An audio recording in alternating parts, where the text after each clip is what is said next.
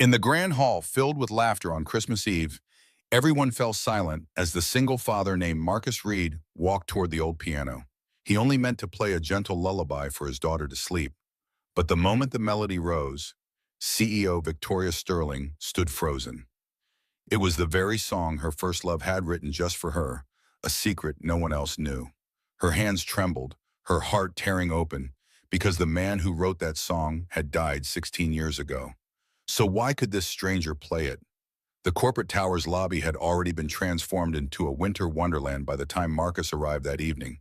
White lights cascaded down marble pillars like frozen waterfalls, and the scent of pine and cinnamon filled every corner. Employees mingled in clusters, champagne glasses catching the glow of a massive tree near the executive elevators. Marcus moved through the crowd almost invisibly. His gray work shirt had faded from too many washes, the fabric worn thin at the elbows. Calloused hands still bore traces of grease from fixing a heating vent earlier that day. At 36, he carried himself with a quiet dignity that most people overlooked. They saw the janitor. They didn't see the artist whose fingers once danced across concert hall stages, whose name had briefly appeared in regional papers as a rising talent before everything fell apart. His daughter Emma clung to his hand. Her 7-year-old frame practically vibrated with excitement. Dark curls bounced as she tugged him toward the dessert table, brown eyes wide with wonder at the chocolate fountain. Marcus watched her with the kind of love that made his chest ache, fierce and protective and tinged with guilt that he couldn't give her the childhood she deserved. No expensive dresses, no private schools, just a cramped apartment where the radiator clanked at night and the piano in the community center down the street where she sometimes heard him play when he thought no one was listening. 3 years had passed since Jennifer died. 3 years since the cancer took her in that terrible hospital room while Emma slept in the chair beside her bed, too young to understand why mommy wouldn't wake up. Marcus had promised his wife he'd keep music in their daughter's life, but some promises felt harder to keep than others when you were working double shifts just to make rent. Across the hall, Victoria Sterling stood on the mezzanine level, surveying her domain with the practiced poise of someone born to command rooms.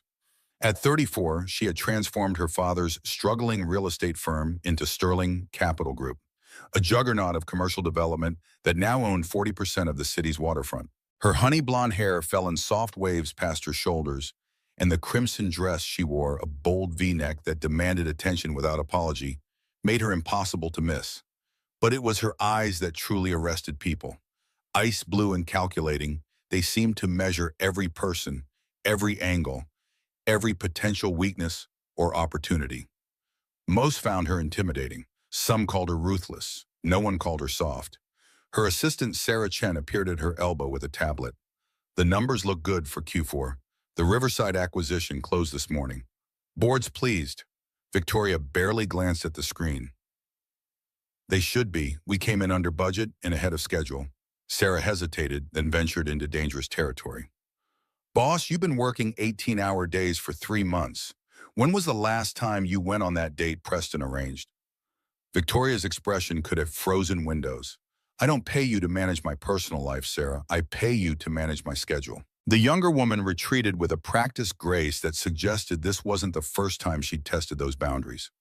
Victoria returned her attention to the crowd below, watching her employees laugh and drink and pretend they weren't terrified of her. Good. Fear kept people sharp, kept them from getting comfortable enough to make mistakes. Yet beneath the armor of her designer wardrobe and cutting boardroom reputation, Victoria carried a wound that had never fully healed.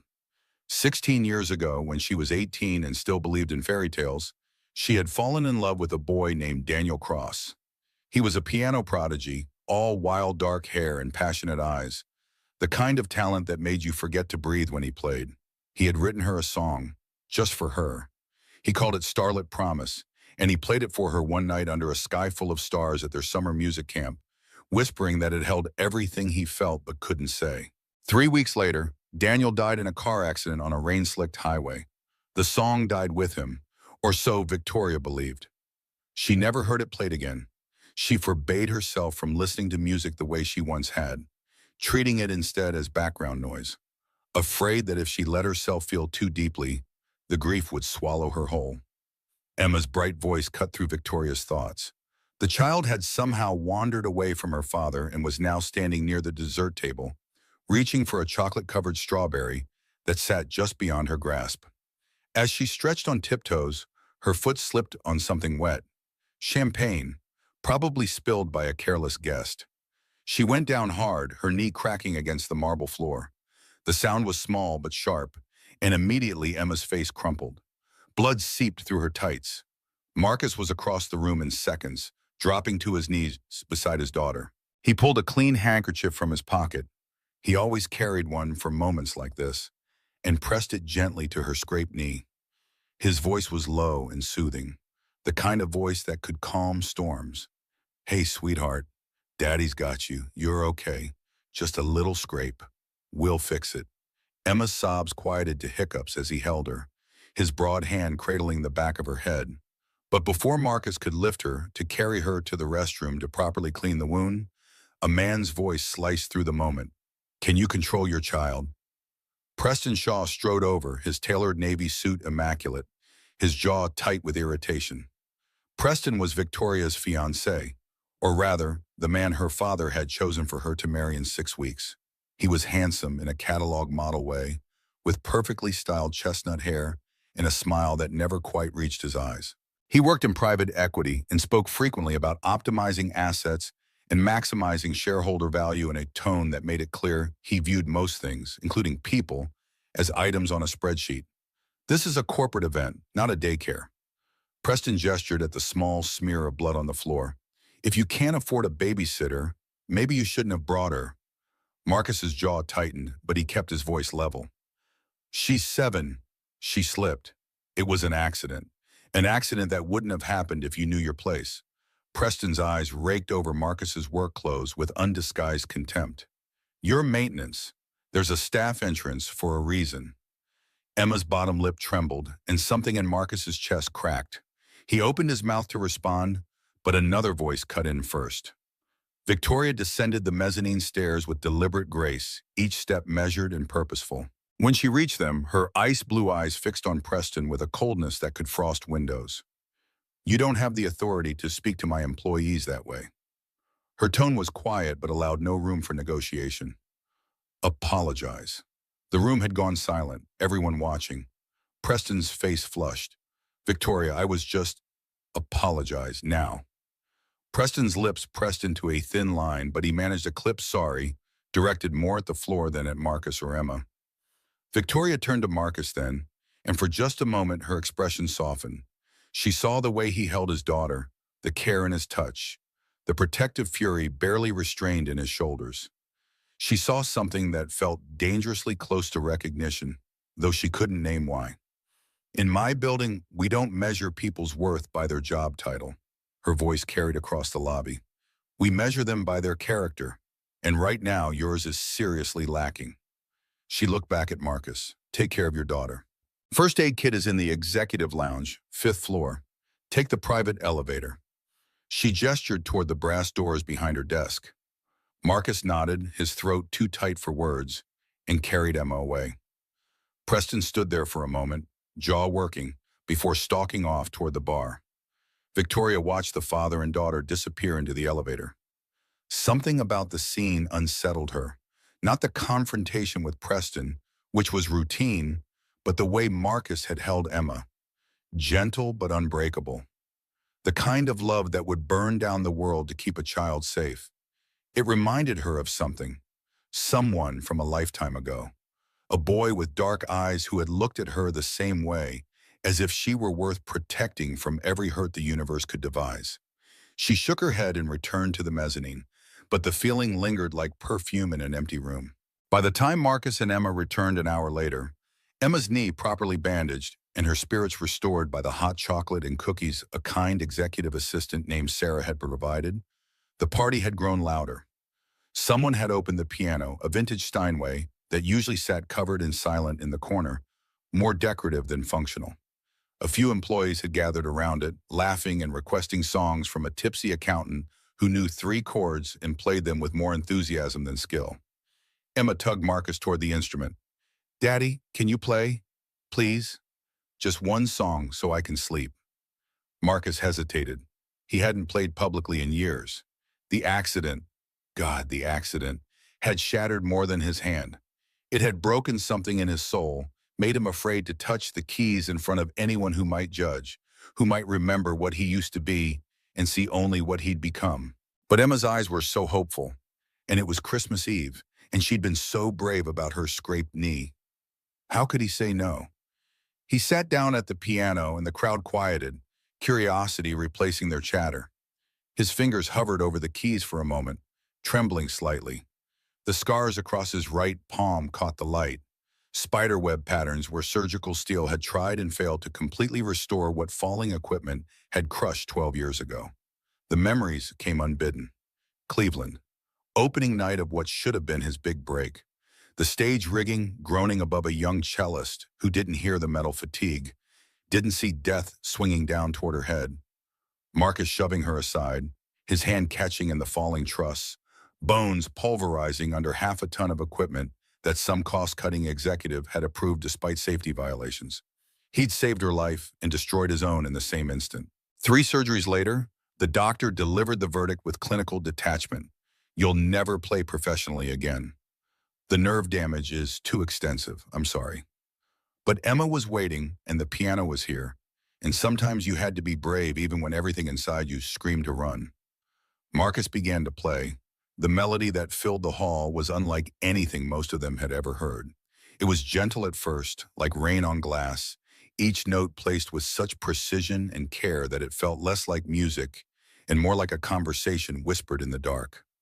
Then it grew, swelling into something achingly beautiful, a cascade of sound that spoke of longing and loss and a love so deep it had no words. Marcus's eyes closed as he played. His damaged hand, scarred from where the stage rigging had crushed it 12 years ago, moved with a grace that defied its injury. He played from memory, from the marrow of his bones. Every note was a piece of his heart laid bare on the marble floor. The song was Starlit Promise, though no one in the room except Marcus knew its name. He had written it 16 years ago for a girl who never knew he existed, completing what another boy had started. Poured everything he felt into notes because words had always failed him.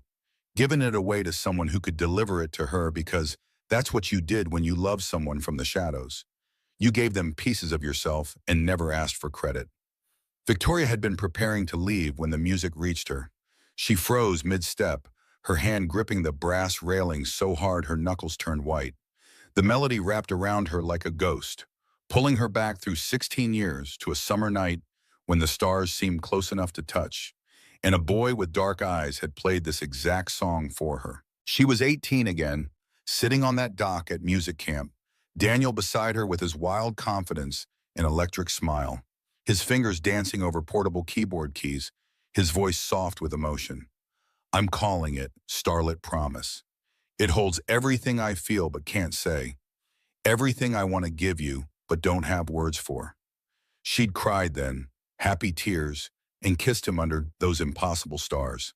3 weeks later, police officers stood on her parents' doorstep with the worst news a person could receive. Miss Sterling, there's been an accident. Daniel Cross was pronounced dead at the scene. We're so sorry for your loss. The song had become her lifeline in the years that followed, the last piece of Daniel she had left. She'd forbidden herself from seeking out recordings. There were none anyway, as far as she knew. But she played it in her head during board meetings when her father demanded she be ruthless. Hummed it under her breath in empty apartments when the loneliness threatened to consume her. Let it remind her that once, briefly, she had been loved for who she was rather than what she could provide. But now someone else was playing it. Every note, every pause, every aching phrase, exactly as Daniel had played it that night. Victoria's vision blurred, her chest constricted, each breath a labor. Around her, guests murmured appreciation, oblivious to the fact that the ground beneath her feet had just shattered. How? How could this stranger, this janitor, know Daniel's song? She descended the stairs on unsteady legs, drawn to the piano as if magnetized. Marcus finished the song and opened his eyes to find the CEO standing 3 feet away, her face pale, her blue eyes swimming with unshed tears. Where did you learn that? Her voice came out raw, barely above a whisper. Marcus stood slowly, his heart hammering against his ribs. He'd known this moment might come someday, had dreaded it and longed for it in equal measure. It's just an old melody, something I picked up years ago. Don't lie to me. Victoria's voice sharpened, desperation creeping into her tone. That song was written for me by someone who died 16 years ago. No one else knew it. No one could have known it. She stepped closer, searching his face for answers he wasn't ready to give. Who are you? Before Marcus could respond, Emma appeared at his side, sleepy and smiling. That was beautiful, Daddy. Can we go home now? Victoria's gaze dropped to the child, then back to Marcus. She saw the fear in his eyes, the way he instinctively moved to shield his daughter from her intensity. She forced herself to breathe, to step back, to remember where she was and who was watching. But as Marcus gathered Emma's coat and hurried toward the exit, Victoria stood rooted to the spot, the melody still echoing in her skull like a hymn or a curse. She didn't sleep that night. Every time she closed her eyes, she saw Daniel's face, heard his voice promising her forever in notes instead of words. But now another image kept intruding. The janitor's scarred hands moving across the keys, the sorrow etched into the lines around his eyes, the way he'd held his daughter like she was the only thing in the world worth protecting. Who was he, and how had he stolen a piece of her past? The next morning, Victoria arrived at the office 2 hours early, her eyes shadowed from lack of sleep. She pulled Marcus Reed's employee file and spread it across her desk. The information was sparse, almost deliberately so. Hired 3 years ago as maintenance staff. No college degree listed. Previous employment at a warehouse, a grocery store. Odd jobs. Emergency contact listed as Emma Reed, age 7, daughter. No mention of a wife or partner currently. The file said nothing about music, nothing about talent, nothing that explained how a man working night shifts, fixing toilets, and changing light bulbs could play like that. Victoria picked up her phone and dialed a number she hadn't called in over a decade. The line rang 4 times before a familiar voice answered. Victoria, is that really you? Dr. Lawrence Kent had been Daniel's mentor at the conservatory, the professor who'd recognized genius in a 17-year-old with more passion than discipline. His voice carried the same warmth she remembered, though age had roughened the edges. I need to see you. Victoria kept her tone professional, but something in her voice must have betrayed the urgency. Today, it's about Daniel. There was a long pause on the other end. I'll come to your office. Give me 4 hours. He arrived that evening, a lean man in his late 50s with silver-streaked hair and kind eyes obscured by wire-rimmed glasses. Victoria hadn't spoken to Dr. Poe. Kent, since the funeral, couldn't bear to be around anyone who reminded her of what she'd lost. But when she called, he came without question. She played him a recording she'd found online. Someone had filmed Marcus playing last night on their phone and posted it to a private group for Sterling Capital employees. The video quality was poor, the audio tinny, but the melody came through clear enough. Dr. Kent listened in silence, his expression unreadable. When the video ended, he removed his glasses and rubbed his eyes with thumb and forefinger. That's remarkable. Victoria leaned forward. Is it Starlit Promise? Daniel's song? Dr. Kent hesitated, and in that hesitation, Victoria saw the weight of secrets kept too long. It's the same melody. Yes. But? The professor set his glasses on her desk with careful precision. Victoria, I need to tell you something. Something I should have told you 16 years ago, but I didn't because I thought it would hurt you more than help. Victoria's pulse quickened. Daniel didn't finish that song. The words landed like a physical blow. He wrote the opening, the first 8 bars, and he was brilliant. He always was. But he got stuck, couldn't figure out where to take it. He was frustrated, kept scrapping versions, starting over. I watched him torture himself over it for 2 weeks. Dr. Kent paused, choosing his words carefully. There was another student at camp that summer.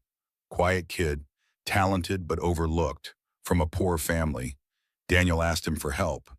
Victoria's hands gripped the edge of her desk. The other student took Daniel's opening and completed it, turned those 8 bars into something extraordinary.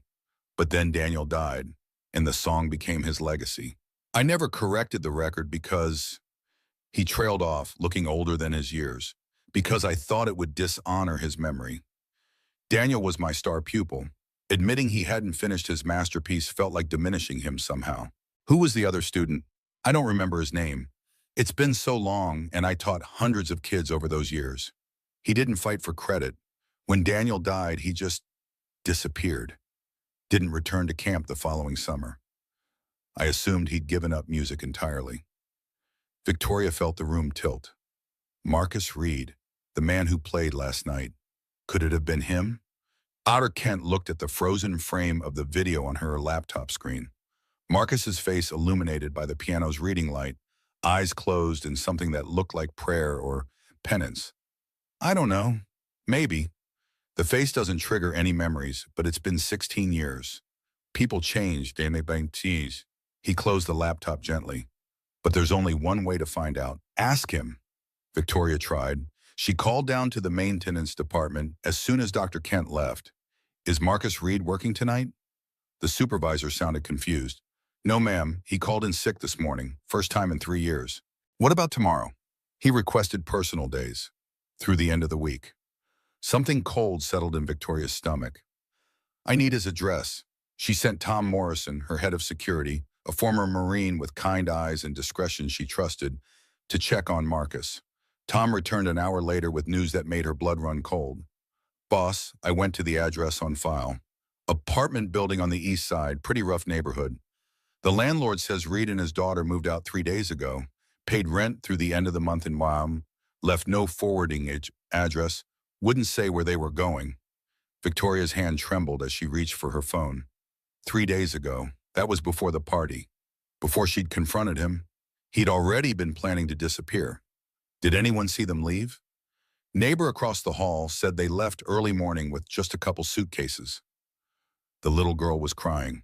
Reed told her they were going on an adventure, but the neighbor said he looked scared. Victoria felt panic claw at her chest. She'd driven him away. Her questions, her intensity, her desperate need for answers had frightened him off. But why? What was he hiding? Or more accurately, what was he protecting? She spent the next 2 weeks consumed by the search, hired a private investigator who found nothing. Marcus Reed seemed to have vanished completely, as if he'd never existed at all. No credit card charges, no cell phone pings, no trace of him or Emma anywhere in the city. The absence gnawed at her, not just because of the unanswered questions about the song, though those haunted her dreams, but because she'd seen something in his eyes that night, a recognition that went deeper than strangers meeting by chance. He'd looked at her like he knew her, really knew her, in a way that most people never could, and then he'd run. Meanwhile, the rest of her carefully constructed life began to fracture. Preston grew increasingly insistent about wedding plans, showing up at her office with seating charts and menu tastings she had no interest in. The merger between Sterling Capital and his investment firm was scheduled to close in mid-February, 2 weeks after their wedding. Her father called daily from his retirement in Palm Springs to ensure she wasn't jeopardizing the deal with cold feet. But Victoria couldn't focus on any of it. Her mind kept returning to that moment when Marcus's fingers touched the piano keys and 16 years collapsed into nothing. To the way he'd held his daughter with such fierce gentleness. To the sorrow that seemed to permeate his very bones. The cruelest thing about losing someone isn't that they're gone. It's discovering you never really knew them at all. She whispered the words to herself late one night, standing at her penthouse window overlooking the city. Daniel had secrets she never knew.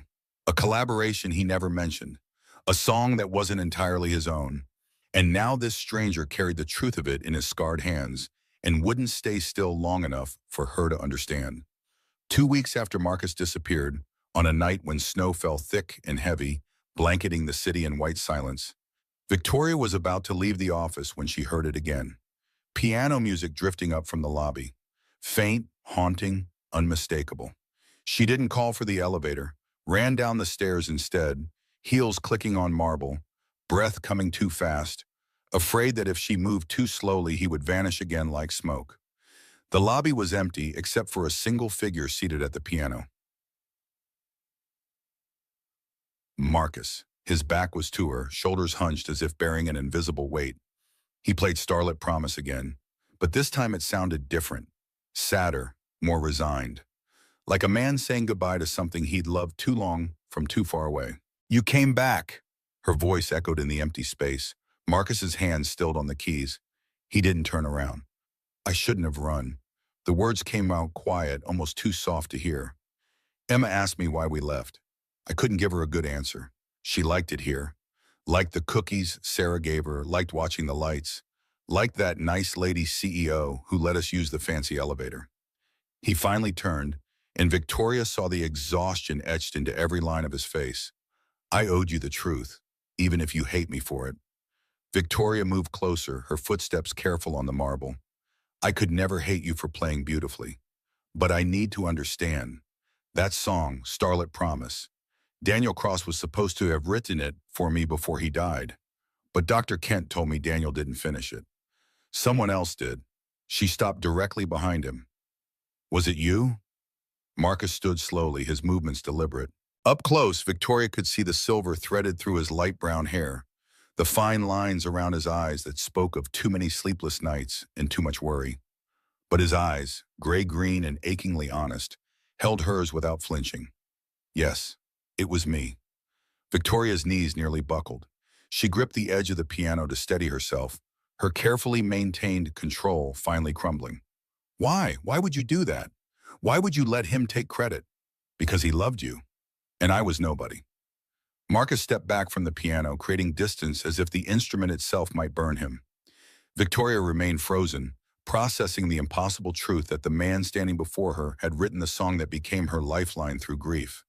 Just some kid who played because he had to, not because he was destined for greatness like Daniel. Marcus's voice carried the weight of 16 years of silence. I was at that music camp on a scholarship I could barely afford. My dad died when I was 15. He was a mechanic, died under a car when the jack failed. My mom cleaned houses. My little sister needed braces we couldn't pay for. He turned toward the windows, unable to meet her eyes. I worked nights washing dishes at a diner just to afford bus fare to camp and back. 52 hours a week scrubbing pots and mopping floors so I could spend my days pretending I belonged with kids whose parents wrote checks without blinking. Victoria's throat constricted, but she stayed silent, letting him unravel. I played piano because it was the only time I felt like I mattered. Like I was more than just some poor kid from the wrong side of town who smelled like dish soap and couldn't afford new shoes. And then I saw you. The confession hung between them like a physical thing. You probably don't remember. Why would you? I was invisible, but I watched you laugh with Daniel, watched the way your eyes lit up when he played, and I thought, Marcus's laugh came out bitter. That's what love looks like. That's what it means to matter to someone. And I wanted to give you something, even if you never knew it came from me. Victoria found her voice, though it emerged hoarse. So you wrote a love song for another man to give to me. I wrote a love song for you. Marcus turned back, and the raw honesty in his face made her chest ache. Daniel just delivered it. He knew I had feelings I couldn't express. He wasn't cruel about it. He offered to tell you the truth, but I said no. I told him you were meant for someone like him. Someone brilliant and confident and whole. Not someone like me who'd never be anything more than the guy washing dishes in the back. The lobby felt too small suddenly, the air too thin. Victoria gripped the piano harder, kneading the solid wood beneath her palms to anchor her to reality. And then he died. And then he died. Marcus echoed, his voice breaking on the words. And I let the song be his legacy. Because it made you happy. Because it gave you something to hold on to. And I went home and tried to forget I'd ever been anyone other than what I am now. Victoria's tears came then, hot and unchecked. The man she'd mourned for 16 years hadn't written the song that saved her. A stranger had, a boy who loved her from the shadows and gave away his heart without ever expecting anything in return. The revelation shattered something fundamental in her understanding of her own history. What happened to you? The question came out desperate. Dr. Kent said you were talented. Why are you fixing pipes instead of playing concert halls? Marcus held up his right hand, turning it so she could see the scars that webbed across his palm and up his wrist. The damaged tissue caught the light, creating shadows in the valleys where surgical steel had tried and failed to completely restore what had been destroyed. 3 years after that summer, I signed a contract with a performance company. His jaw clenched. Sterling Productions, your father's company. It was supposed to be my big break.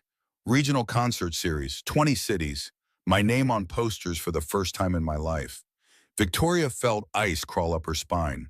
Opening night, Cleveland. I got there early for rehearsal. Stage crew was setting up rigging for lights. I was walking past when I heard this. Crack. Metal fatigue. The whole truss started to fall. Marcus's eyes went distant, seeing something Victoria couldn't. There was a cellist right under it. Young woman, maybe 19. Juilliard student. She didn't see it coming. Didn't hear the metal groaning. She was tuning her instrument with her back to the stage. I shoved her out of the way, got my hand caught in the rigging when it came down. Half a ton of equipment. His voice went flat, emotionless, the way trauma victims speak when the pain is too large to process. They said later the bones were pulverized, like crushing an egg in your fist. 3 surgeries couldn't fix it completely. Victoria's vision blurred. Her father's company, her family's negligence had destroyed this man's future.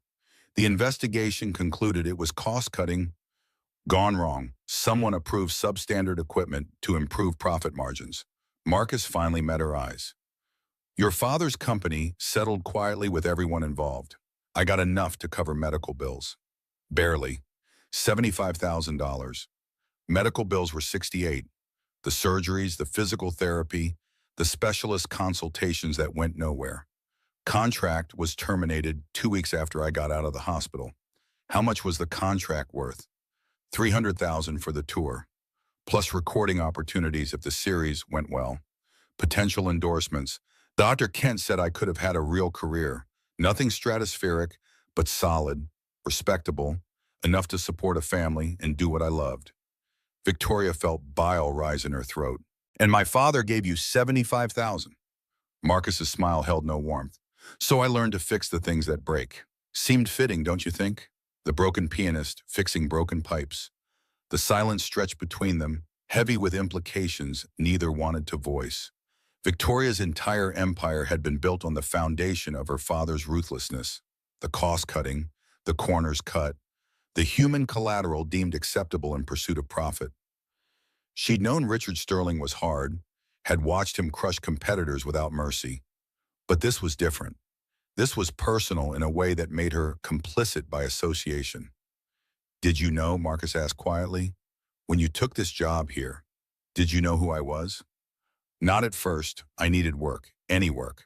After the accident, no one would hire me for music. I was damaged goods.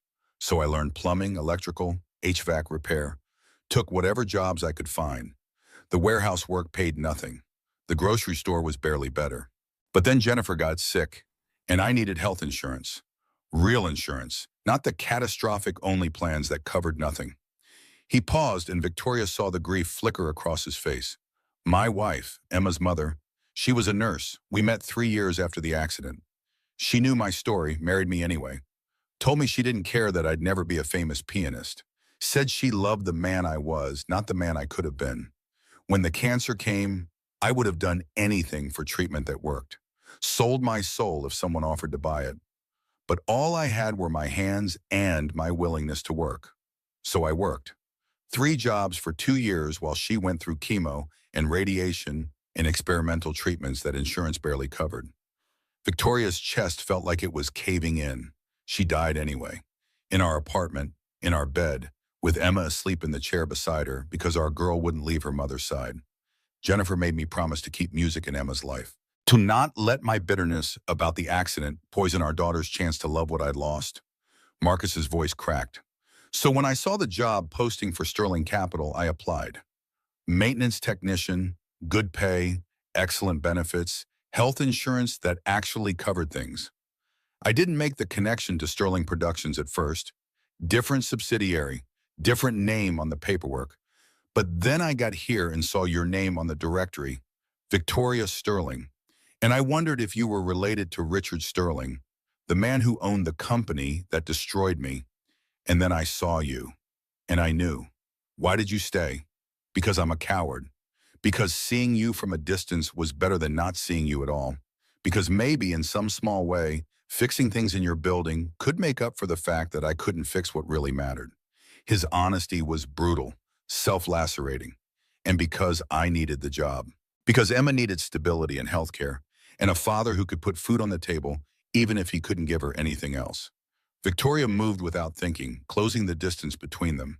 Her hand reached for his damaged one, lifting it gently. The scars felt rough under her fingertips, raised tissue that had healed badly despite expensive surgeries. "I'm sorry." The words felt pathetically inadequate. "I'm so sorry for what my father did to you. You didn't do it. I benefited from it." Her voice turned sharp with self-recrimination. "This building, this company, everything I've built, it's all standing on a foundation of people like you.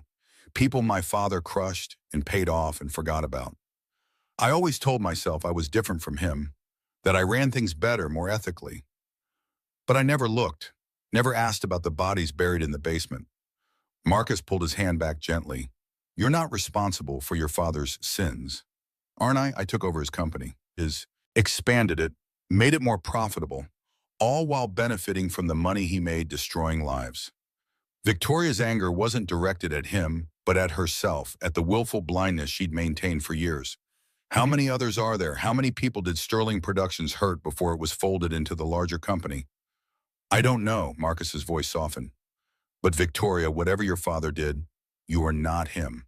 The way you handled Emma tonight, the way you stood up to Preston, the way you're standing here now letting your heart break over something you didn't cause, that's not him. That's you." The kindness in his words undid her. Victoria's carefully maintained composure finally shattered, and she sank onto the piano bench, shoulders shaking with sobs she'd held back for 2 weeks. For 16 years, if she was honest. All the grief and guilt and loneliness she'd armored herself against came pouring out in waves. Marcus hesitated for only a moment before sitting beside her. He didn't touch her, didn't offer platitudes, just sat there in solidarity while she fell apart.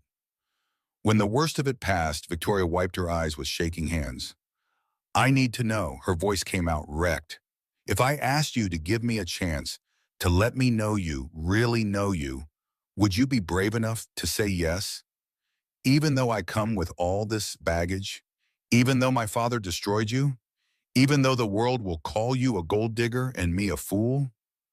Marcus's eyes shone with something that looked like hope and terror in equal measure. "I wrote you a love song 16 years ago. I think I can manage a little courage now." Victoria laughed, the sound breaking through tears. "Good, because I'm terrified, and I could use someone who knows what it's like to start over." The weeks that followed were not easy.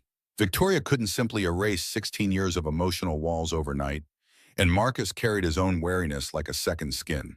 But they began meeting in the evenings after the building emptied, careful conversations that slowly built trust. Marcus told her about Jennifer, the high school sweetheart who saw past his damage, who worked double shifts at the hospital while he recovered from his third surgery, who never once made him feel less than whole. Emma has her smile, gets the same little crinkle by her eyes when she laughs. Sometimes I look at our daughter and it's like Jen never left. Victoria learned about Emma's birth during a blizzard, Marcus delivering his own daughter in their bathroom because the ambulance couldn't reach them in time. About Jennifer's diagnosis 2 years later, stage 3 breast cancer, aggressive, unforgiving. About the medical debt that buried them despite insurance, the bankruptcy that followed, the desperate scramble for any work that offered benefits. She was in so much pain at the end. Marcus's voice went quiet. But she wouldn't take the morphine because she wanted to be lucid for Emma, wanted to read her bedtime stories and help with homework and pretend everything was normal for as long as possible. The last thing she said to me was, "Take care of our girl." Like I needed to be told. Like there was anything I wouldn't do for Emma. In return, Victoria offered pieces of herself she'd locked away.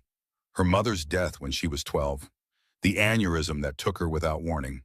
Richard's transformation afterward from stern father to tyrant, demanding perfection and punishing anything less. The way he'd groomed her to take over the company, molding her into a weapon he could wield against competitors. He never hit me, never had to. Just had this way of looking at you that made you feel like you disappointed him at a cellular level.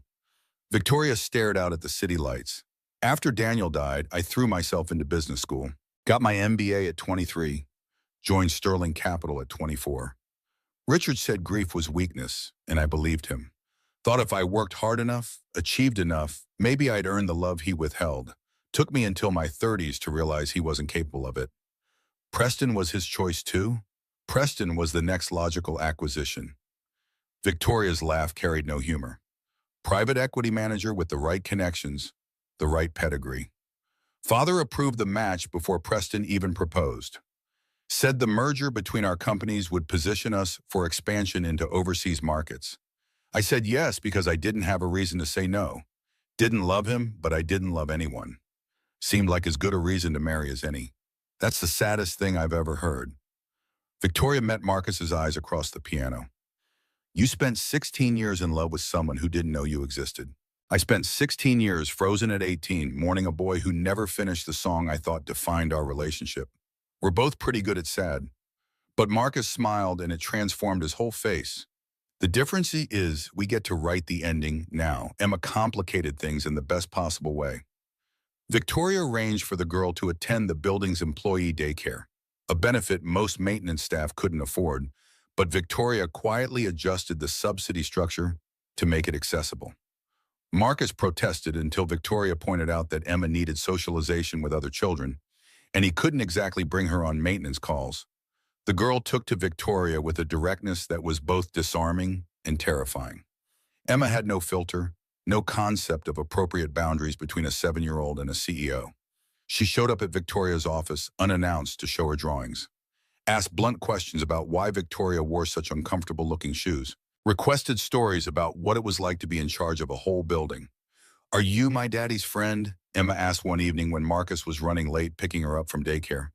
Victoria, who'd been reviewing acquisition documents, looked up to find the girl studying her with unsettling intensity. "I think so. Wait, because he needs more friends. He's always alone except for me." Emma spoke with the matter-of-fact wisdom of children who've seen too much. "Mommy used to say he needed people, but after she died, he stopped talking to everyone. Just works and takes care of me and plays piano when he thinks I'm asleep." The observation pierced Victoria's chest. "Your dad loves you very much, I know. But sometimes I worry about what happens when I'm grown up. Who'll take care of him when I'm not there?" Emma's brown eyes, so like her mother's according to Marcus, held genuine concern. "He's sad a lot. Tries to hide it, but I can tell." Victoria set down her pen, giving the girl her full attention. "What makes you think he's sad?" "The music. When he plays piano at the community center late at night, it sounds different than when he plays for me. Heavier, like he's trying to tell someone something but doesn't have the words." Emma climbed into the chair across from Victoria's desk. "But when you came to the Christmas party, and after, when we came back, his music sounded lighter. Like maybe he found the words finally." The girl's perception was devastating in its accuracy. Victoria felt exposed, as if a child had seen through 16 years of carefully constructed defenses to the lonely woman beneath. "I'm glad the music sounds lighter." "Me too." Emma grinned, revealing a gap where she'd lost a tooth the week before. "Are you going to marry my daddy?" Victoria choked on nothing. "What?" "That's what happens in stories. The princess meets the prince, they fall in love, they get married. You're kind of like a princess, except with a building instead of a castle. And daddy's like a prince who got cursed but is secretly good at music." "I don't think real life works like stories, sweetheart."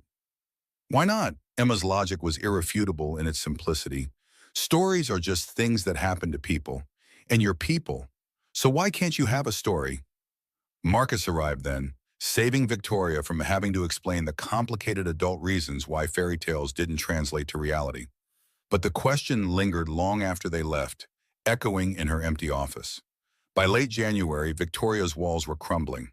She found herself manufacturing excuses to check on maintenance issues personally, running into Marcus in stairwells and utility closets with a frequency that fooled no one.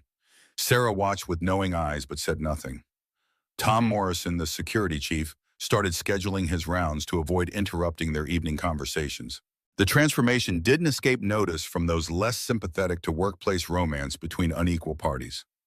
Preston arrived at her office unannounced one Tuesday afternoon, his expression harder than she'd seen it before. "We need to talk about the wedding."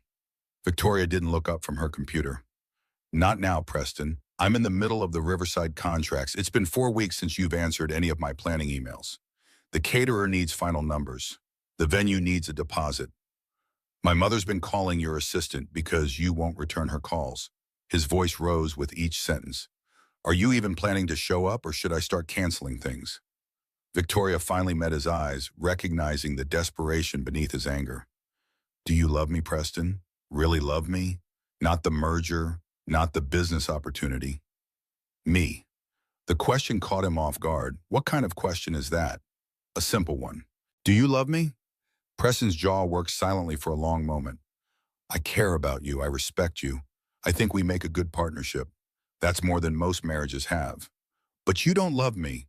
Love is for children and poets. We're adults building empires. Preston leaned forward, palms on her desk. What we have is better than love. It's strategic, sustainable, mutually beneficial. Victoria thought about Marcus's scarred hands on piano keys, playing a song he'd written as a teenager for a girl he'd never spoken to. Thought about the way he held Emma like she was the entire world. Thought about Jennifer dying in their apartment while her husband worked 3 jobs to afford treatments that didn't work. You're right. Love is for children and poets. Her voice came out colder than she intended, and apparently for janitors who give away their hearts without expecting anything in return. But not for people like us. Preston's expression shifted to calculation. This is about him, isn't it? The maintenance worker who played piano at the Christmas party? I've seen you talking to him. He has a name. Marcus Reed. I don't care what his name is. Preston's voice took on an edge Victoria had never heard before. I care that you're jeopardizing everything we've built because of some misguided attraction to the help. Do you have any idea what the board will say? What investors will think? The board reports to me, and investors care about returns, not my personal life. Your personal life becomes their business when it affects company stability. Preston pulled out his phone, tapped the screen, and handed it to her, especially when there are financial irregularities that might concern them. Victoria stared at the spreadsheet displayed on the screen. Wire transfers from Sterling Capital accounts to Shaw Investment Partners. Dates and amounts that didn't match any merger documents she'd signed. What is this? Insurance. Preston's smile didn't reach his eyes. In case you get any ideas about calling off the wedding, those transfers could look like embezzlement if someone wanted to spin them that way, or they could look like standard merger preparation. Depends on who's controlling the narrative. This is blackmail. This is business. The wedding happens in 2 weeks. The merger closes. We all walk away winners. He took his phone back, or things get messy and everyone loses. Your choice, Dermo. After he left, Victoria sat in frozen silence. Then she called Sarah. I need you to pull every financial document related to the Shaw Investment Partners merger. Every wire transfer, every approval, every email. And I need you to do it quietly. Don't tell anyone what you're looking for. Sarah's expression shifted from curiosity to understanding. How far back? 18 months, since negotiations started. The assistant left without questions, returning 3 hours later with a flash drive and a grim expression.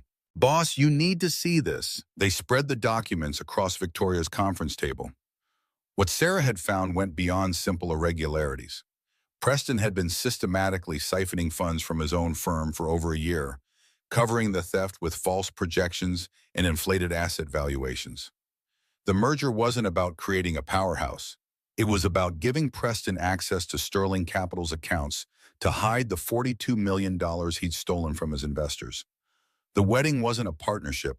It was a bailout. Victoria felt sick. How did I not see this? He's good at hiding things. Sarah pointed to another set of documents. These shell companies in the Caymans, the consulting fees that don't correspond to any actual services. He's been planning this for at least 2 years, waiting for the right opportunity. The right patsy, you mean? Victoria's anger crystallized into cold fury. He chose me because he knew my father would push for the merger. Knew I'd be so focused on business terms that I wouldn't look at his books closely enough. What are you going to do? Victoria looked at the evidence of Preston's fraud, at the carefully constructed scheme that would have destroyed Sterling Capital's reputation and her own career. Thought about how close she'd come to walking into his trap, all because she'd been too frozen to feel anything strongly enough to question it. I'm going to end this. Tonight. That evening, Victoria called Marcus. Don't come to the building tonight, and keep Emma close. His voice carried immediate concern. "What's wrong? Everything's about to get very complicated, and I need you both safe until it's over." She hung up before he could argue, then made another call. "Richard, it's Victoria. We need to talk about Preston. Tomorrow morning, 7 a.m., your old office. Don't be late." Her father's cold anger carried clearly through the line. "This better be good." "It's not. That's why we need to talk."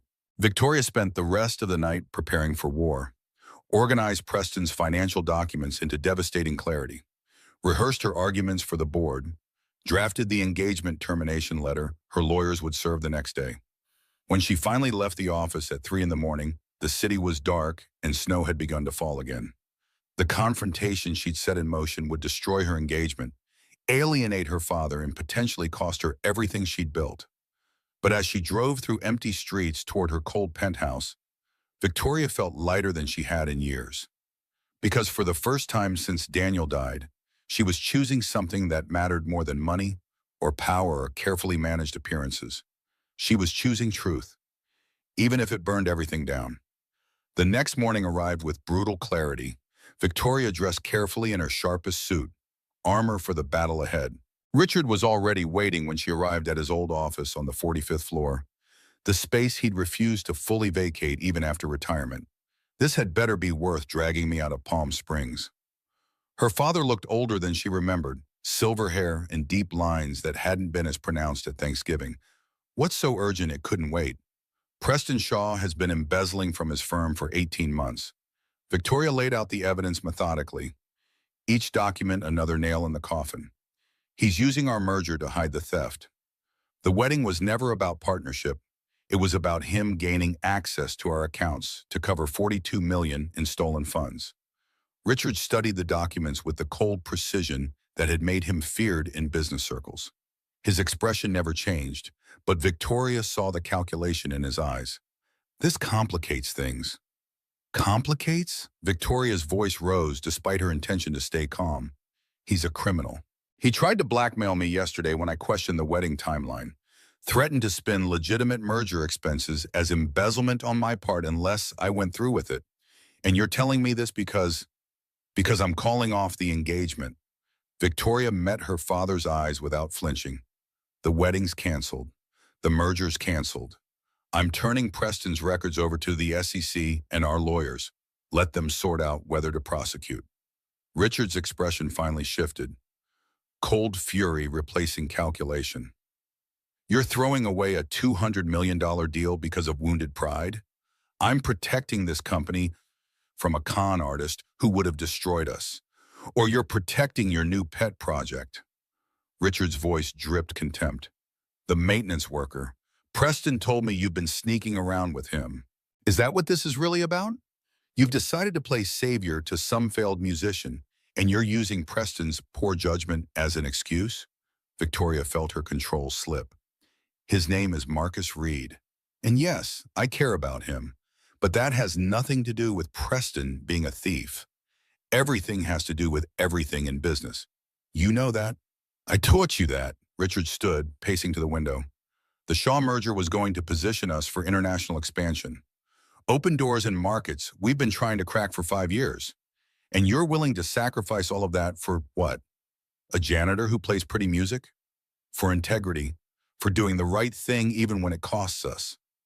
Victoria's voice shook with suppressed rage.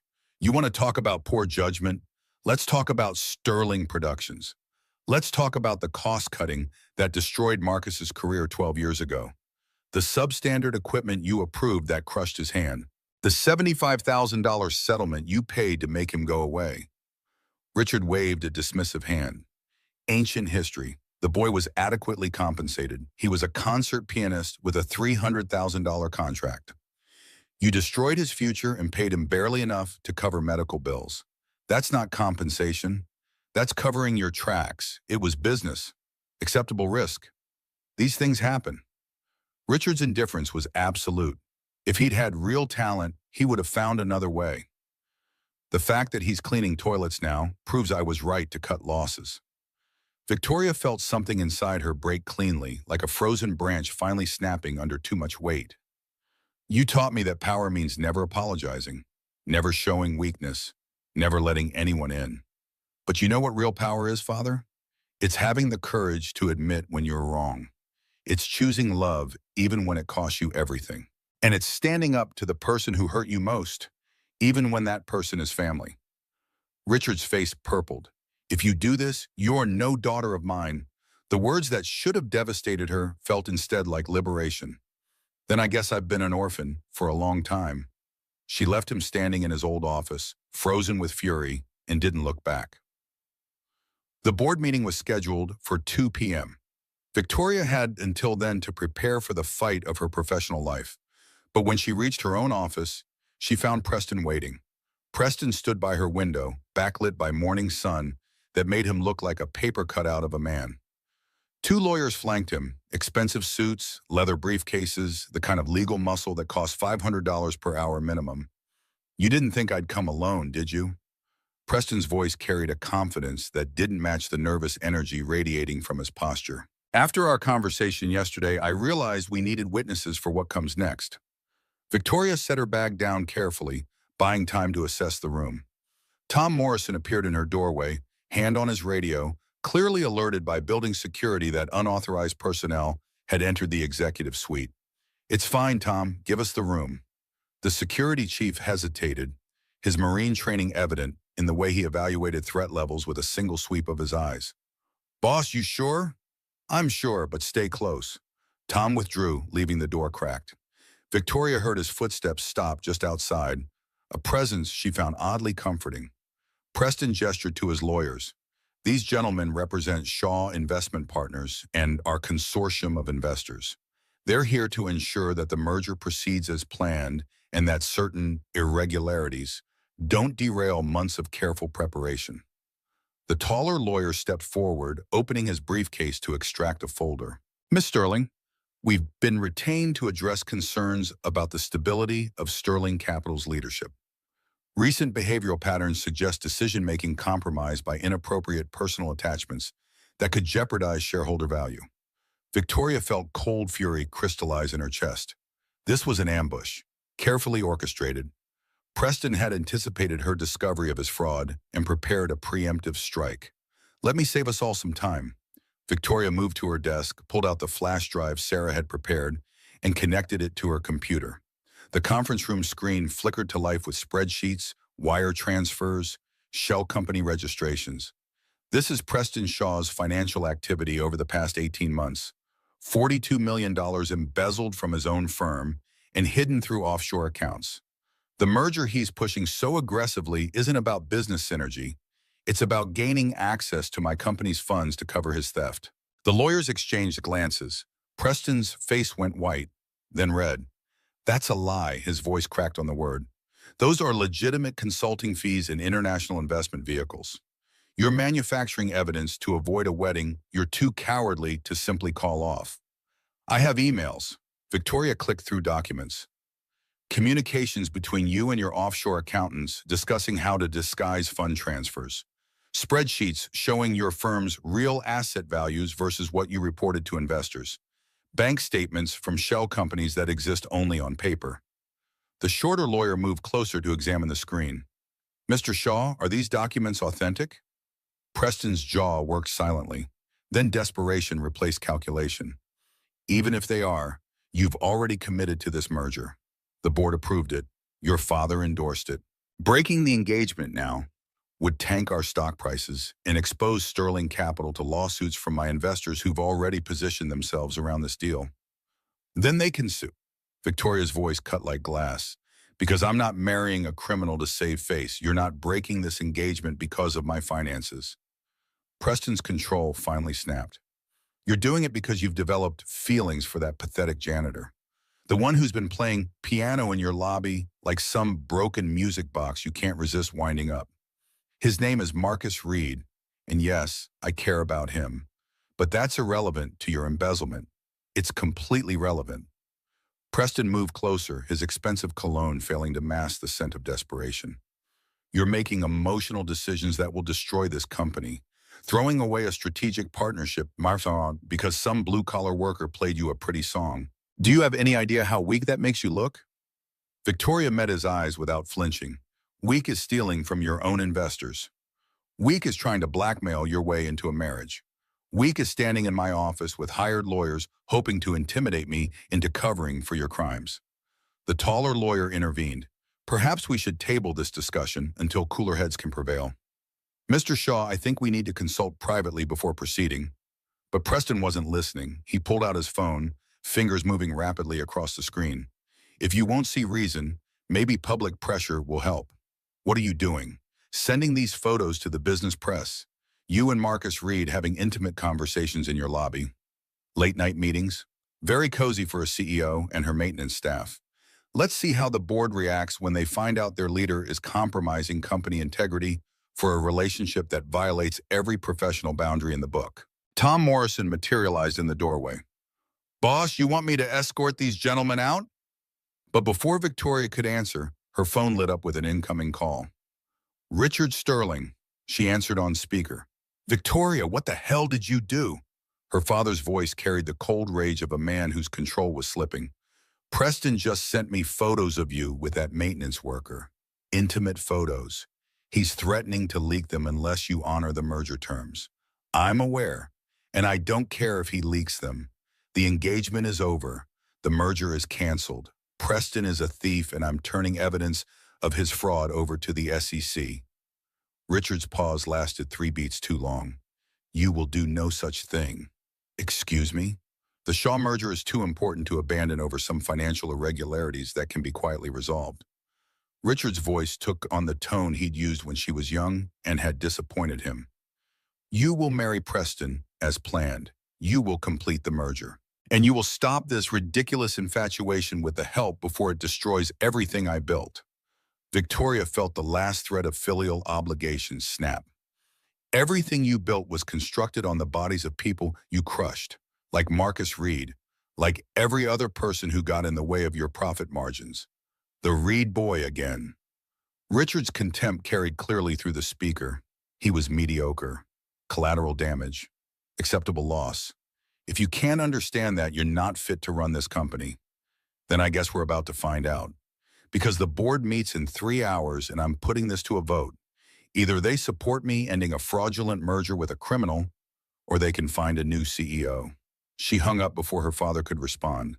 Preston's face had gone from red to gray, the reality of his situation finally penetrating his desperate bravado. You've just destroyed both our careers. His voice came out hollow. When this goes public, when investors see Sterling Capital's CEO breaking a major merger for personal reasons, your stock will crater. My firm will collapse. Everyone loses. Everyone except the people you stole from. Victoria gathered the evidence files. Tom, please escort Mr. Shaw and his attorneys out of the building. If they resist, call the police. This isn't over. Preston's final attempt at threat fell flat. I have connections, resources. You can't just... It's already over. You just haven't accepted it yet. Tom Morrison and his security team guided the 3 men toward the elevators. Victoria watched them go, feeling the weight of what she'd set in motion settle onto her shoulders. Then she called Sarah. I need you to set up an emergency board meeting, 2 p.m., full attendance required, and I need you to contact our corporate attorneys. Tell them to prepare a complete separation agreement from Shaw Investment Partners and documentation for filing with the SEC. Sarah appeared in person rather than responding over the phone. Boss, are you sure about this? Going to war with Preston and your father simultaneously? I'm sure. Victoria pulled up her presentation files. Because if I don't do this now, I never will. And I'd rather lose everything fighting for something that matters than keep it all by compromising everything I claim to value. The assistant smiled, a rare, genuine expression. Then let's burn it down properly. The hours before the board meeting blurred together. Lawyers arrived with documents. Sarah coordinated communications. Tom Morrison quietly gathered security footage of Preston accessing financial systems he shouldn't have been able to reach, adding theft of proprietary information to the list of charges. At 1 p.m., Marcus called. Victoria, what's happening? Sarah said there's an emergency board meeting about Preston. Are you okay? I will be. One way or another. Victoria pressed her palm against the cold window glass. I just needed to hear your voice before I walk into that room. Do you want me there? No? This is something I have to do alone. But Marcus, when this is over, whatever happens, I need you to know that choosing to tell the truth about Preston isn't about you. It's about me. About finally becoming the person I should have been all along instead of the one my father trained me to be. Marcus's response came quiet but firm. I know. And whatever happens in that meeting, you're not alone. Emma and I will be here when you're done. The board assembled in the main conference room at precisely 2 p.m. 12 members total, 7 men, 5 women, ranging in age from 48 to 73. Old money and new, tech fortunes and real estate dynasties, all united by the common goal of maximizing returns on their sterling capital investments. Richard sat at the far end of the table, his presence a violation of the retirement agreement, but one no one dared challenge. He'd built this company from nothing, and his force of personality still commanded the room even without official authority.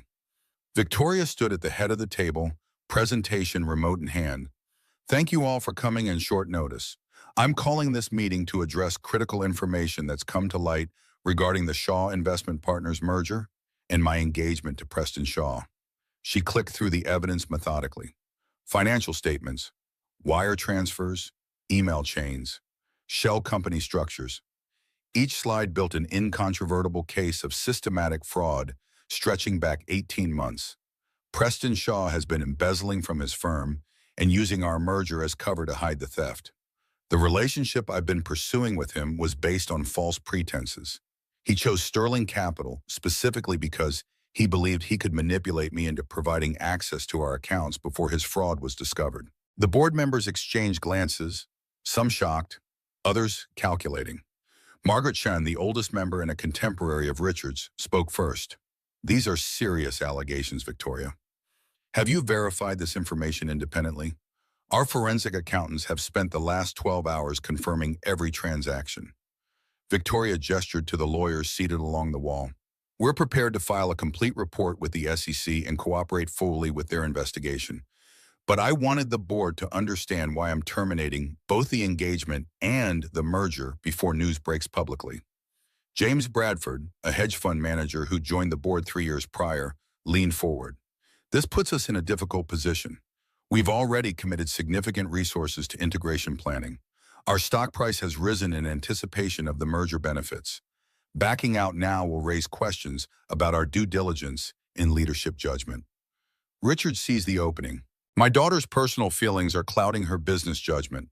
Yes, Preston made some questionable financial decisions, but they can be addressed quietly through settlement. Walking away from a $200 million deal because of cold feet about marriage is the real scandal here. This isn't about cold feet. Victoria felt her composure crack slightly. This is about protecting Sterling Capital from a con artist who saw us as his escape route from prison. Or it's about protecting your new relationship. Richard's voice dripped acid. Let's address the elephant in the room. You've been conducting an inappropriate relationship with a maintenance worker. Someone showed them the photos Preston provided. Margaret Chen reluctantly pulled up images on her tablet. Security footage of Victoria and Marcus talking by the piano, sitting together in the empty lobby. Nothing inappropriate by any reasonable standard, but framed through a certain lens, they suggested impropriety. This man is Marcus Reed. Richard stood, commanding attention through sheer force of presence. 12 years ago, he tried to sue Sterling Productions for injuries sustained due to his own negligence. We settled generously and he disappeared. Now he's resurfaced, worked his way into my daughter's building, and manipulated her into this situation. She's not ending the merger because of Preston's finances. She's ending it because she's been compromised by a con artist playing on her emotions. That's a lie. Victoria's voice rang clear and cold. Marcus didn't manipulate anyone. He took a maintenance job 3 years ago because he needed health insurance after his wife died. He had no idea I was connected to Sterling Productions until after he was hired. And yes, I care about him, but that has nothing to do with Preston's embezzlement. Everything has to do with everything. Richard moved around the table, a predator closing in. You want to know why Marcus Reed is really here? Why a failed pianist with a crushed hand suddenly reappears in your life right when you're about to complete the most important merger of your career? Because he sees an opportunity. A lonely CEO with too much money and too few emotional attachments. He played you a song, told you a sad story, and now you're willing to destroy everything to play savior. Marcus Reed wrote Starlit Promise. Victoria's words fell into shocked silence. The song my first love supposedly composed for me before he died. Daniel Cross started it but couldn't finish it.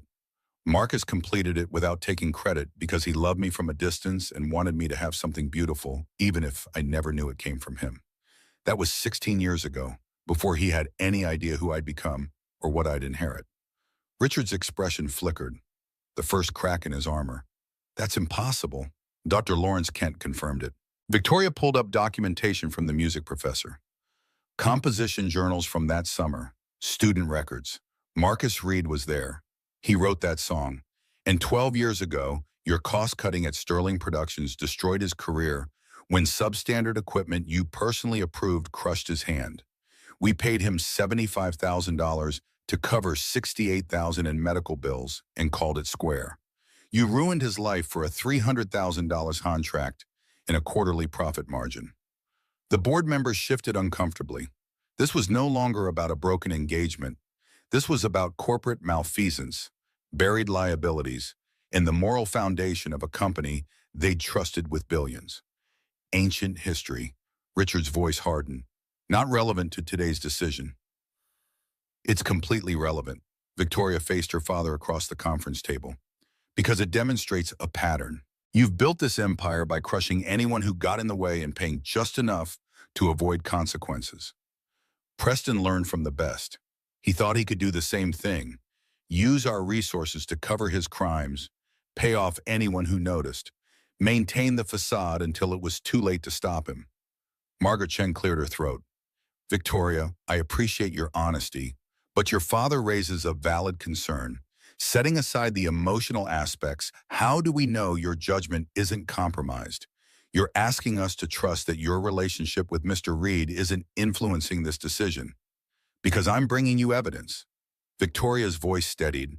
Not feelings, not personal vendetta. Financial records that any forensic accountant would recognize as fraud. If I were acting on emotion, I'd have quietly canceled the wedding and buried Preston's crimes to avoid scandal. Instead, I'm exposing everything and accepting whatever consequences follow. That's not compromised judgment. That's integrity. Integrity doesn't pay dividends. Richard's final card played. And sentimentality doesn't build empires. You can choose to be the kind of leader who lets emotions drive decisions, or you can be the kind who does what's necessary regardless of personal cost. I know which one I raised you to be. Victoria met her father's eyes and saw him clearly for perhaps the first time.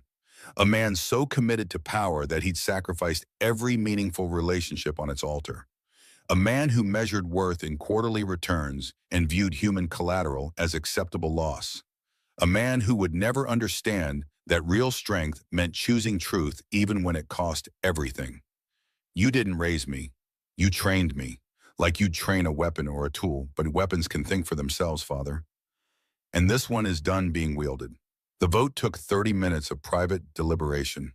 Victoria waited in her office, watching snow begin to fall again outside her window. The city looked clean under the fresh white, all the grime and ugliness temporarily hidden. Sarah brought her coffee she didn't drink and updates she barely heard.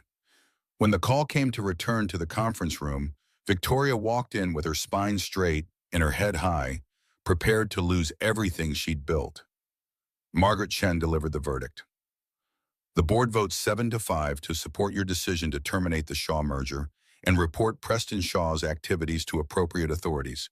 We affirm your position as CEO and authorize you to take whatever actions necessary to protect Sterling Capital's interests and reputation. Victoria's knees weakened with relief she didn't let show. Thank you. However, Margaret's tone remained firm. We're requiring enhanced financial oversight for the next 18 months. Monthly audits, outside consultants, complete transparency, and we expect full documentation regarding your relationship with Mr. Reed to ensure no impropriety exists. This company cannot afford even the appearance of compromised leadership. Understood. Victoria accepted the terms without argument. They were fair given the circumstances. Richard stood abruptly, his chair scraping against expensive flooring. This is a mistake. When the stock price tanks and investors flee, don't come crying to me to fix it. You are welcome to your opinion, but the decision is made. Her father walked out without another word. Two board members who'd voted against her followed. Allies lost, but fewer than she'd feared. The remaining members dispersed with varying degrees of support, some offering quiet words of encouragement, others maintaining professional distance.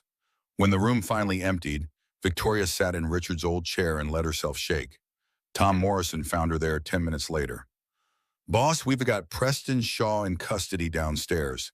FBI showed up with a warrant based on the evidence you provided. Turns out the SE had been investigating his firm for months. Your documentation gave them everything they needed." "Good." Victoria's voice came out hollow. "That's good. There's someone else here to see you." Marcus stood in her office doorway, Emma holding his hand. The girl broke free and ran to Victoria, wrapping small arms around her waist. "You did it! Sarah told us you won!" Victoria hugged Emma back, feeling tears threaten for the first time all day. "I did. It's over." Marcus crossed the room and pulled both of them into his embrace. His scarred hands settled on Victoria's shoulder, solid and real. "I'm proud of you. I lost my father." Victoria's voice muffled against his chest. "Maybe permanently this time. You found yourself. That's worth the trade."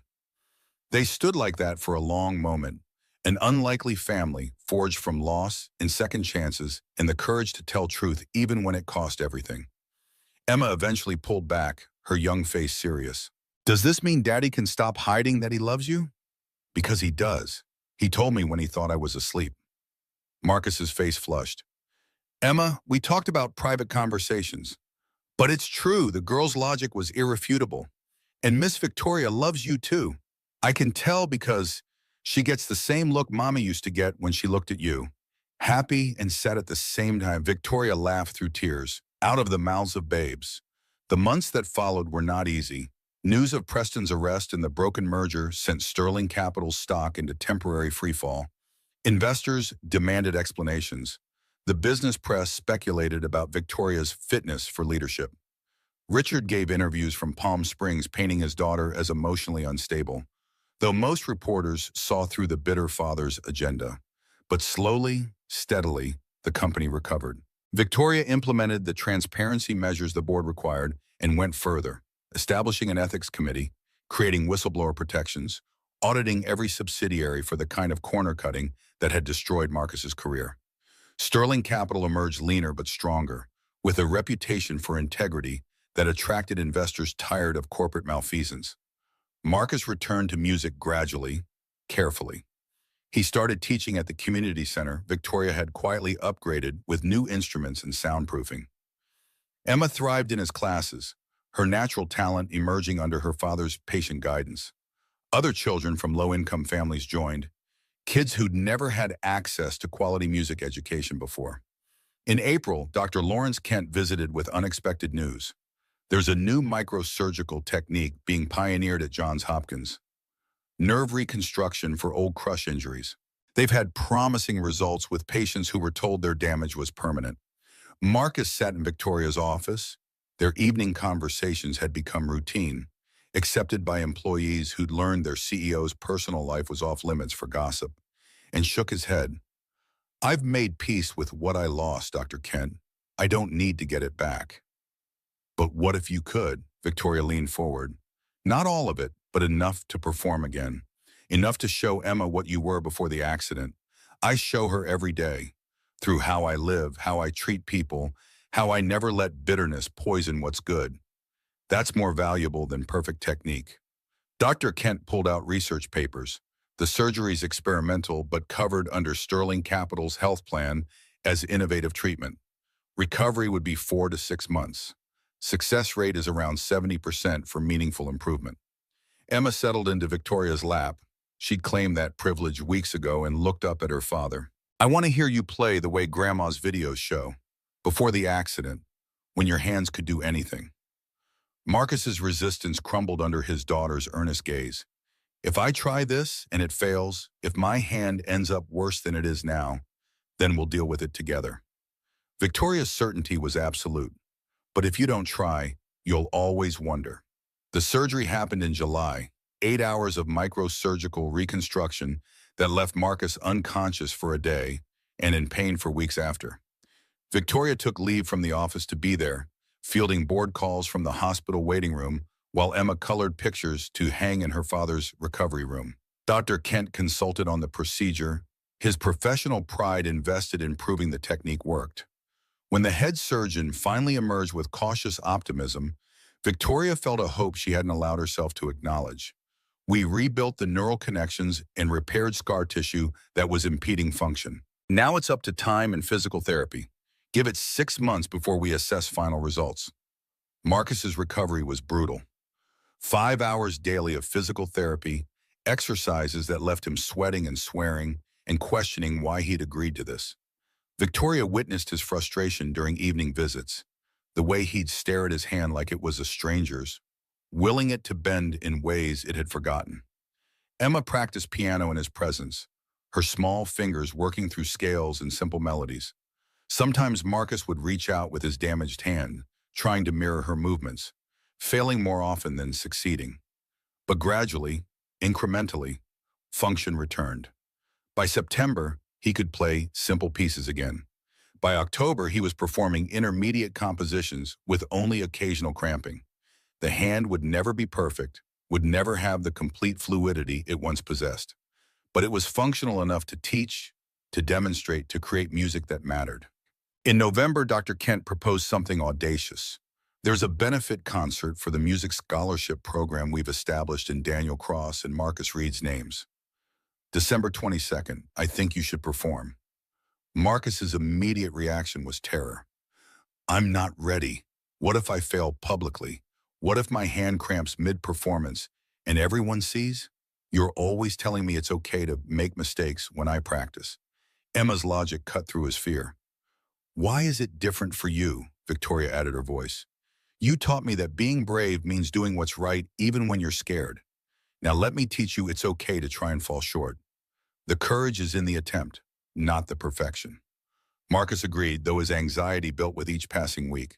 They scheduled 3 pieces, Starlit Promise, a Chopin nocturne, and something new Marcus had been composing in stolen hours between teaching and therapy. He called it Second Movement, explaining to Victoria late one night that every great piece of music has more than one part, and their story was just beginning. The Sterling Tower Ballroom filled to capacity on December 22nd. 500 guests, donors, media representatives, students from the scholarship program wearing their best clothes and carrying nervous energy. The event had attracted attention beyond their expectations. The story of the janitor turned composer, the CEO who chose integrity over profit, the romance that nearly destroyed an empire but rebuilt it stronger. Backstage, Marcus paced in his black suit, the first time Victoria had seen him in formal wear outside her fantasies. Emma sat beside Victoria's chair, resplendent in a deep blue dress she'd picked herself, swinging her legs and humming. Daddy looks scared, the girl observed with characteristic directness. Is he going to be okay? He's going to be brave. Victoria smoothed Emma's curls. That's different from okay, but sometimes it's better. When the lights dimmed and the audience quieted, Marcus walked on stage with Emma's hand in his. The applause was immediate and thunderous. He settled at the grand piano while Emma perched on a small bench beside him, exactly as they'd practiced. Marcus's fingers found the keys. The opening notes of Starlit Promise filled the ballroom with crystalline clarity. This was the piece that had started everything. The song he'd written for an 18-year-old girl he loved from afar, completed what a dying boy had started, given away without claiming credit. Now he played it publicly for the first time, every note carrying 16 years of patience and pain and impossible hope. Midway through, his hand cramped. Victoria saw him wince, fingers stuttering over keys. The audience probably didn't notice, but she knew his tells, recognized the instant of panic that crossed his face. Emma reached over and touched his shoulder, just a light pressure, solidarity without words. Marcus pushed through, compensating with his left hand, simplifying passages his right couldn't handle, transforming technical limitations into emotional interpretation. The final notes hung in the air like prayers. The audience erupted with standing ovation that went on so long, Victoria feared they'd never let him continue. But Marcus raised his hand for silence and spoke into the microphone for the first time. This final piece is new. I call it second movement, because every great piece of music has more than one part. And this, all of this, is just our beginning. It's about second chances, about broken things made beautiful, about love that waits patiently until it's called into the light. He began to play, and Victoria understood why he'd kept the composition secret until now. The melody built from Starlit Promise's themes but transformed them. Where the original spoke of yearning and distance, this new piece spoke of connection and courage. Where the original was lonely, this was communal. Where the original grieved, this celebrated. Emma joined him for the final phrases, her small hands picking out a simple counter melody he'd taught her. Father and daughter creating something together, imperfect and honest and achingly human. When the music ended, Marcus stood with Emma in his arms and found Victoria in the crowd. She made her way to the stage through applause that felt less like appreciation and more like witness to something sacred. Marcus took her hand, Emma hugged them both, and a photographer captured the moment. Not CEO and employee, not rich woman and poor man, but three people who'd chosen each other against every reasonable objection.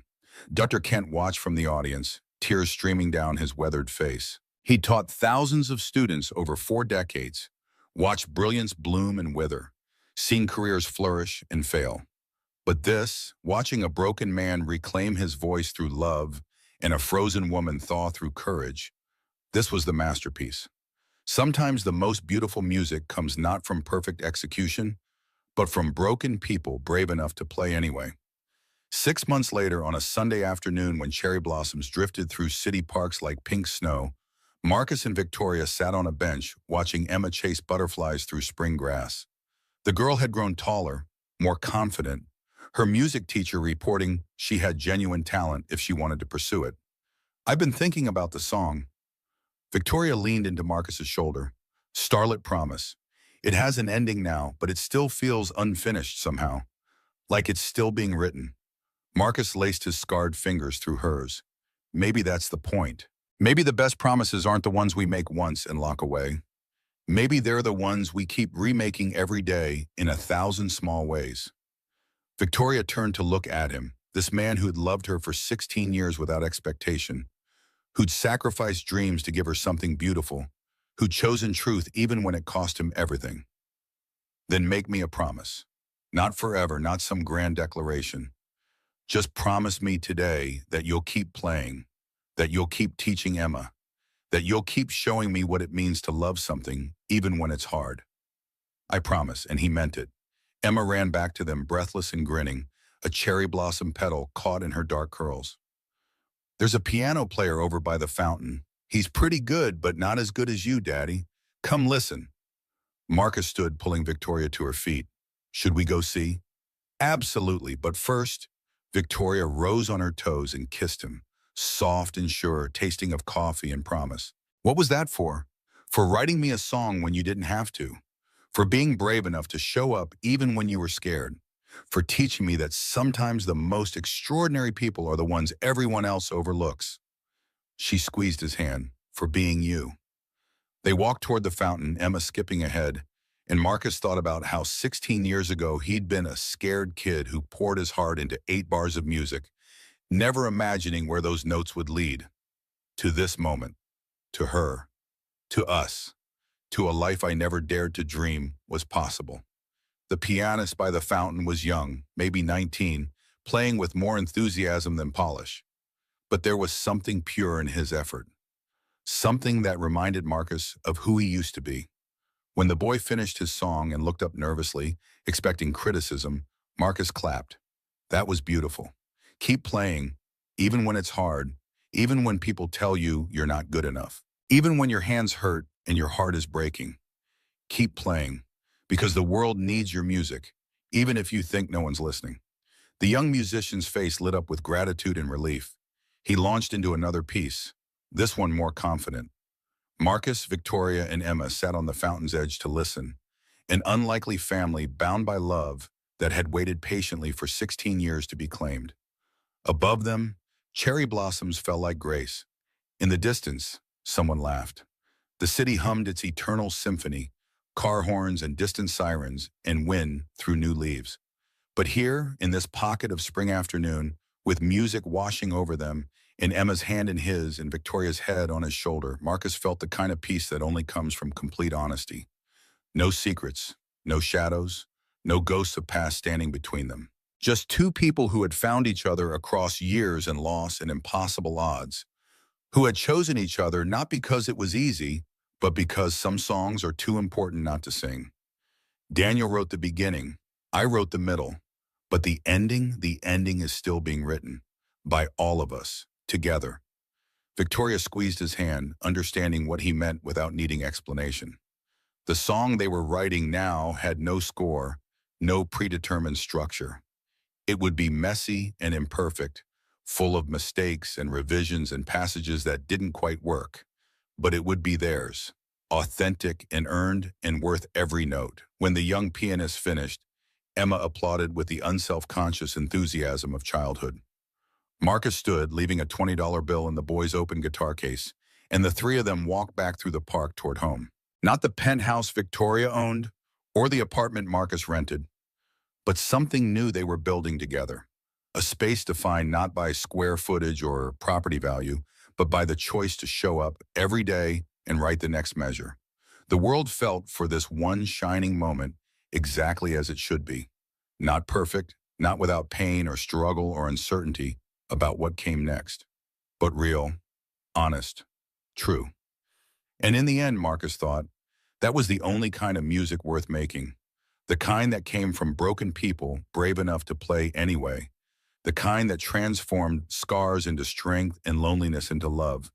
The kind that proved even the most damaged hands could create something beautiful if given courage and time and someone willing to listen. Somewhere above them, clouds parted to let spring's sun paint the city gold. And three voices hummed in harmony, writing their song one measure at a time, knowing the ending was still ahead, but trusting the melody would carry them through.